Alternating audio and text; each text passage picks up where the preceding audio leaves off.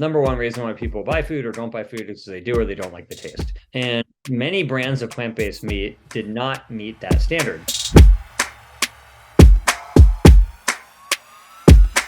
Welcome back, everybody. Richard Baker, founder of Collective Responsibility, here today with another episode of the Sustainable Ambassador Podcast. Through this podcast, I speak with leaders in the nonprofit, for-profit, government, academic spaces about the challenge that we're facing and what they're doing to solve, mitigate, adapt to these challenges. This episode, I'm extremely inspired to be joined by Paul Shapiro, who's the CEO and founder of the Better Meat Company, an author with a national bestseller, Clean Meat: How Growing Meat Without Animals Will Revolutionize Dinner in the World. And he's also the host of Business for Good podcast, which is a great name for a podcast. So welcome to the show, Paul. It's really great to have you here to talk about the work that you're doing. And as a starting point, it'd be great if you could introduce yourself and a little of the work that you're doing over there. Rich, it's great to be chatting with you. Thanks so much. I'm going to say ni hao, since I know that you are in China right now. Anyway, I'm really glad to be chatting with you. As you mentioned, I run a startup called the Better Meat Co., and we are trying to create the future of meat. We are not using plant protein isolates. We are not growing animal cells. We are growing microbial fungi inside of fermenters to create a new generation of mycoprotein-based meats that are economical, whole food, unprocessed, delicious, high protein ingredients that you can use to make really great alternative meats. It'd be great if you could kind of talk about your history with the issue of animal rights, with the issue of vegan and veganism, or the lifestyle of vegan and veganism. Where did that start for you, and what catalyzed you into the space? Basically, I was a young teenager and I had a real passion for animals and for protecting them. And I don't know whether it was genetic or environmental, but my own mother worked at a local animal shelter. And so we always had dogs who we would adopt. But as I went through high school, there was no animal welfare club in the high school. So I started one. And then that led me to a career in professional animal advocacy, where for about 15 years or so was essentially acting as a lobbyist in both the states and in the Congress to try to enact laws to make animals' lives better. Eventually, around 2015 or so, I came to the conclusion that probably food technology and food innovation were going to do even more than what I was doing at the time. So I wasn't quite sure what I could do, and it was unclear to me how I was going to effectuate change regarding food technology because I didn't have an MBA, I didn't have a microbiology degree or a food science degree. I just knew lobbying basically. And as a result, I wasn't really sure, but I did think that I could write about it and hopefully inspire venture capitalists to fund the space. So to make a long story a little bit longer, I decided I would write a book, and Simon & Schuster purchased the book. It's called Clean Meat: How Growing Meat Without Animals Will Revolutionize Dinner in the World. The book did dramatically better than I would have anticipated, and it opened up a lot of doors for me. And I really had a choice, Rich. I could either continue writing about the people who I thought were going to solve this problem that had animated my life for decades now, or I could just become one of them myself. What was not happening in lobbying activism that you wanted to happen, and what did you view as the potential of this new unknown scape for you? So what happened for me was I started researching the people who were starting these companies. And as I researched them, it became very clear to me that really the only times that humanity had moved away from exploitation of animals had been based on technology. I mean, think about it. For centuries, we whipped horses in order to transport us and our goods around. Nobody stopped because they cared about horses. They stopped because cars were invented, or at the time, what were called horseless carriages. For centuries, we lit our homes with whale oil because that was the best we had available to us. And nobody stopped whaling because they cared about whales. They stopped because kerosene was invented and it provided a much cheaper, cleaner way to light our homes. And so I thought, well, maybe that's what will happen in the meat industry. Maybe instead of people, eating fewer animals because they care about animals, or because they care about the climate crisis, or because they care about their health, maybe they'll stop because something else comes along that's just obviously better, whether it tastes better, is cheaper, is healthier, etc. When I started talking with the people who had founded these companies, it became very clear to me that they had no more experience than I did a lot of the times. A lot of the people who were starting these companies sometimes even had less experience. And so I thought, well, what does the world need? And that's why the Better Meat Co. exists. What's been going on the last 3 or 5 years that you've been a part of, that you've been witnessing, that you've been excited about? You come into the 2010s and Beyond Meat and Impossible Foods decide we're not going to go after the vegetarians. We're going to go after the meat eaters, and we're going to create things that really look and taste and feel like animal meat. And that really revolutionizes the space. You start getting hundreds of millions of dollars poured into the cultivated meat companies, which are saying, hey, we're not going to use soybeans and peas. We're going to use animal cells, and we're going to create real, actual animal meat, not a meat substitute, not a meat alternative, but real, actual animal meat. And it's very exciting to people. That's why billions of dollars have been pumped into this. And so what's happened, though, in the last, I don't know, year, I would say, has been that there has been some cold water poured on the space. And you have a lot of companies in the space vying for not a sufficient demand to satisfy all of their existence. And so some of the companies in the space are going out of business. So there is a correction in the market. And so if you look at it just from like one year to the next, it looks, pretty sobering. But if you consider the broad stroke of this industry over the last 10 to 20 years, you see it's generally on the upward swing. Right before COVID, maybe the year before, we saw a real boom. And then when everyone went into their houses, that boom really, I think it took off, it carried through. What was happening at that time? Not just COVID itself, but like the 18 months before, it feels like the consumer awareness and the products really coalesced at the right time. What was your experience, and what do you attribute that to? Well, I would, really credit Beyond and Impossible for their great marketing that they did and getting onto fast food chain menus. Like it really made it very convenient. And so Beyond and Impossible succeeded in putting these products directly next to meat. And that is a really, really big deal, because all of a sudden you get exposure not just to the people who are seeking out these foods, but to people who are just looking for meat. And then all of a sudden they get a product right next to it that happens to have zero cholesterol. It's very high in protein, and they're curious and they start testing it out. And with COVID, I think a lot of people wanted to try to be healthy for obvious reasons, to make sure that they were in tip-top shape. Now things have gone back relatively to normal, and that has been largely bad for the plant-based meat space. Why? Like what shift happened? Is it? I don't think it's people are.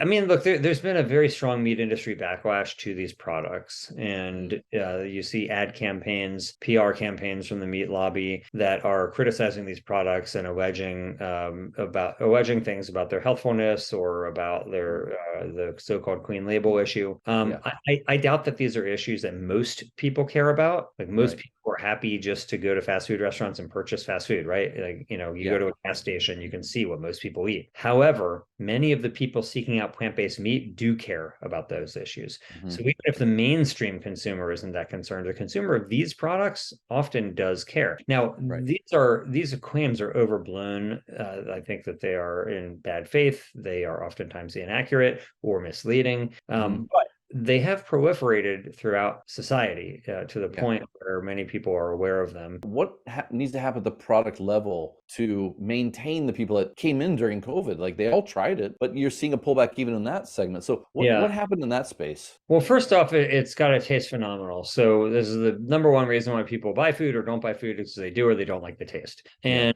many brands of plant-based meat did not meet that standard. All at the same time, I do think that there is some validity to the idea that there are many people who are interested in plant-based meat, but for this issue about having ingredients that they don't recognize. And so I think it's imperative to make sure that we're addressing this concern. Most people don't give a shit what's on the label. In reality, it's in a zip top, zipper bag, sealed, vacuumed, whatever. And they didn't even look at the back. Do you have Hungry Man where you are? The brand Hungry Man? No, we don't. It's a very popular frozen dinner in the United States. I'm going to show you the ingredient label on a regular Hungry Man that I picked up in the store. Okay, that's the ingredient. Oh yeah. Like, and that's probably more than 100 ingredients, honestly. And the average person buying that, nobody cares. Nobody cares. And I would argue, if you were a plant-based entrepreneur who was putting your meat into that Hungry Man, you wouldn't have a problem, because they would just be looking for the taste, the mouth appeal, whatever, like those five things that make a Hungry Man a Hungry Man. The health conscious people who are going in and they're looking at the back of that, beyond the ingredients, one of the issues that I was talking about with people is the preparation of a lot of these products often involves frying or sauteing or some kind of unhealthy way of cooking something. You don't eat it raw often. And like the sausages themselves, the Beyond sausages, those ones really bled out a lot of oil, and that threw off a lot of people. It threw me off. I was in shock by how much coconut oil was in the pan. I mean, look, the reality is they're trying to mimic sausage, which has a lot of saturated fat in it, and they got to add saturated fat to it. But I, am convinced that eating eating a lot of saturated fat is not good for me, so I try not to. This is why of the plant-based meats that I really eat a lot of, they're ones that don't have much saturated fat. Yeah. So there are plenty of plant-based meat brands that don't have that. And even just last night, I actually had the Impossible Beef Light. So I don't know if you've seen this, but it's a brick of Impossible Beef that has lower sodium and lower fat content than the conventional brick. And it was delicious. I loved it. I sent it to two friends. They both couldn't stop raving about it. So, if you don't want all that fat, you can get the white products too. They're really good. And do you think some of this is happening because they've understood the consumer's concerns and tried to adapt to that condition? I can't speak for them, but I think there are some consumers who care about this. Not all, maybe not even most, but enough that it makes sense to have a SKU for them. If you don't, does that set you up for failure? I just think this is an issue for some, but not all. And I don't know that it's like a mandatory to have this, to have some,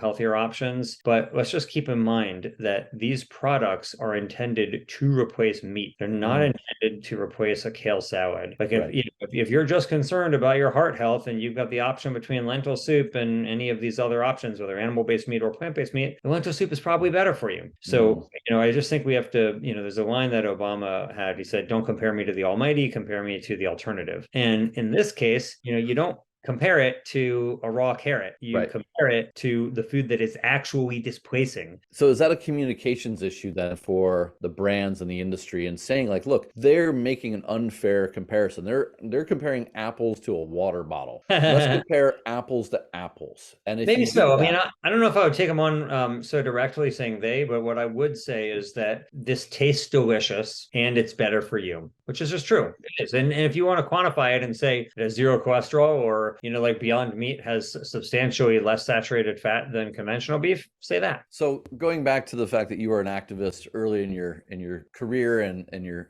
life, I don't know, what role has that played in terms of making you a better entrepreneur?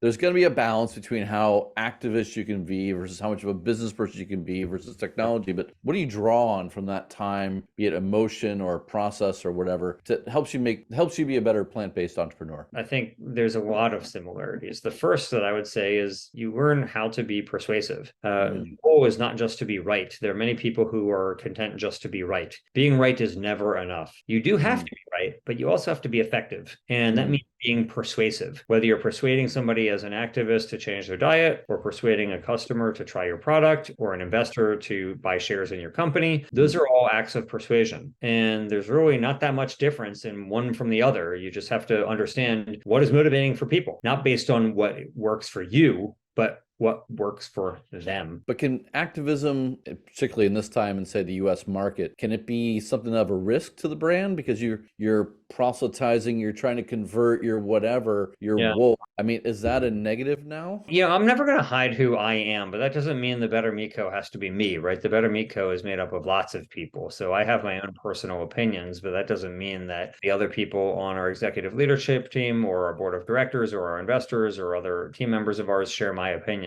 My point of view is that we should celebrate progress wherever it happens. Like, I am not a purist. I am a pragmatist. And so you're never going to find me, out there trying to proselytize in some type of puritanical way. What I'll say is that, it would be better if we ate fewer animals, and that can come in a variety of ways. People want to do a meatless Monday. That's great. Start out with a meatless Monday. See how you like it. If you want to do what the cookbook author Mark Bittman says, which is vegan before 6, so he's vegan before 6 p.m. and after 6 p.m. he eats whatever he wants, you do that too. That's great. You can do what I do, which is vegan before 6 p.m. and vegan after 6 p.m. This is a good one too. But I think any step should be celebrated. So I think the key for whether you're in activism or you're in business, the reality is that progress is usually incremental. It usually happens step by step, not in one big revolution. And so we should celebrate every step of progress that there is. So in that sense, how do you maintain passion along these steps when sometimes it is 3 steps back and a half step forward? I don't have any trouble maintaining passion. This is something that is like an animating cause of my life that I think about when I wake up, when I'm eating lunch, when I go to sleep. Like this is what I am contemplating. One of the key things that I think is necessary is just an attitude of just really refusing to give up. There's some people, when you're bashing your head against the wall, they say, oh, you should stop. You're going to crack your head open. Well, I'm one of the people who thinks the wall is going to crack first. A lot of the times, like if you think like, think about like stone cutting, what happens in stone cutting, Rich, it's like you hit the stone, you hit the stone, you hit the stone, and you don't see the progress, right? There are little microfissures that are forming within the rock, but you don't see them. And then one time you hit the stone and it finally cracks open. And you think, if you come in at the very final hit and you're watching, they say, oh, one hit did it. In reality, it was all of those other little hits that caused the microfissures that set up the conditions for the rock to finally break open. And that's very similar here.